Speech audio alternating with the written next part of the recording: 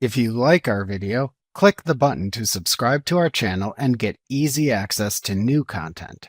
To see our full suite of ad-free video courses, instruction manuals, and quick reference guides, visit us at www.teachucomp.com.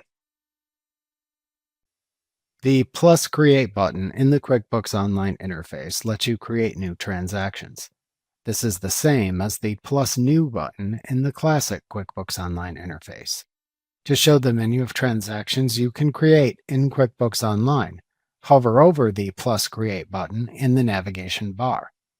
Then click to select the transaction to create from the side menu that appears.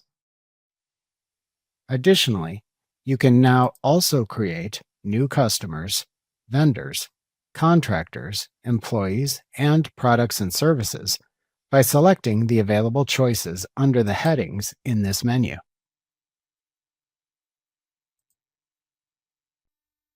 Remember to click the subscribe button to see more of our videos.